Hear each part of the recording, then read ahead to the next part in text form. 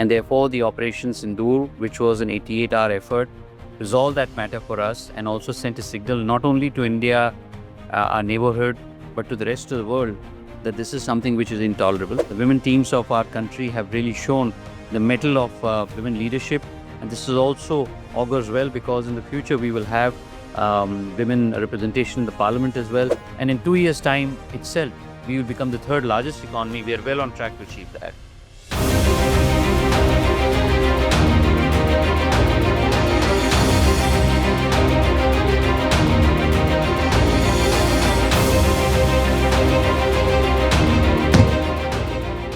2025 was a very unique year for India. In this, I think 3 or 4 things which were top hits for us was the fact that while it was a very tough time for India, we bested a neighbor who was intent on terrorizing our country through the terror camps in its own country. And therefore, the Operation Sindoor, which was an 88-hour effort, resolved that matter for us and also sent a signal not only to India, our neighborhood, but to the rest of the world that this is something which is intolerable. And I think this is a victory of good over evil. And I was very lucky that I was also part of a delegation which sent that message to the United States. The second, I think, is that Shubhanshu Shukla, who's from Uttar Pradesh, was part of the International Space Station. And this is a great honor not only to that individual, but to the country, where space has increasingly become a very big intent. I also organized a space competition in my constituency. Therefore, space awareness, space flight, and in the future, the landing of a person, the going of a person from India in our own spacecraft in orbit, and perhaps in the future landing on the moon is something that all the people of this country are looking forward to, and that's another second big positive. I would say the third, which is personally important for me because I'm a person who believes in sports, is the women's victory.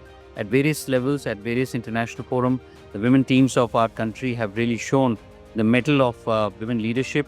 And this is also augurs well because in the future we will have women representation in the parliament as well.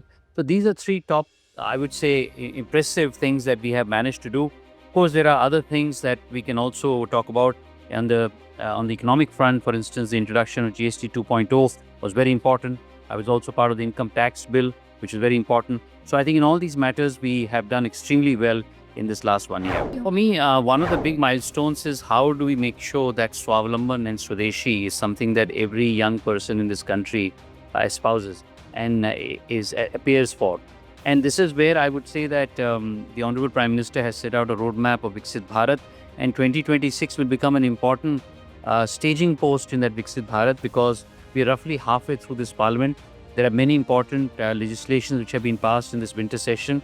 And I'm sure that given those legislations, people have been aroused to make sure that they are participating in the economy. So for me, economic participation of people is very, very critical. And I'm sure that this next year, 2026, will usher in an era that we are Swavalambi, Swadeshi, as well as making sure that our economy grows as one of the fastest growing economies of the world. And in 2 years' time itself, we will become the third largest economy. We are well on track to achieve that. I think the top couple of misses which I feel, especially in the area of foreign relationships, is that our relationship with the United States took a turn for, I would say, the worse, given the fact that President Trump slammed a very, very big tariff on us, which we had to cope with. But I think it has made the country stronger. We've been resilient, we've coped with it. I think the second is that our relationship with Bangladesh is also not the most perfect. I believe that we are a nation which have played a key role in liberating Bangladesh, and I hope that in 2026 we normalize the relationship with both these nations. I think United States is a long-term relationship, so I don't have that much of an issue. This is more a temporary blip. But with Bangladesh, with which we have a very good relationship, had a very good relationship, I hope that we can recover that point. Uttar Pradesh, under the leadership of Honorable Chief Minister Yogi Ji, is scaling new heights. As you know, this last year, Yogi Ji announced the whole mission of Viksit Uttar Pradesh, which aligns with the mission of Viksit Bharat. And unless Uttar Pradesh rises, India cannot rise because we are 18% of the Uttar Pradesh's population.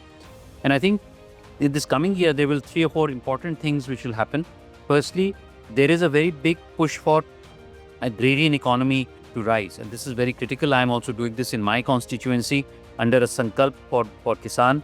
Second, I believe that we will do a lot more in entrepreneurship. Yogi ji has already created a very big movement around one district, one product, but he's also now creating a movement which is wider than that by giving swarojgar, rozgar, and indeed employment to many people in constituency and also across the Uttar Pradesh. And finally, in terms of tourism and what I would call Sanskritik Rashtravad, how do we make sure that the many religious, touristic artifacts of Uttar Pradesh are given due importance? I believe Yogi ji will move in that direction so that the economy can rise, including being employment generative. These are three major reforms I believe the Uttar Pradesh government will be looking at 2026. Of course, there is something that we need to also ask the local government, but this is my intuition on this matter.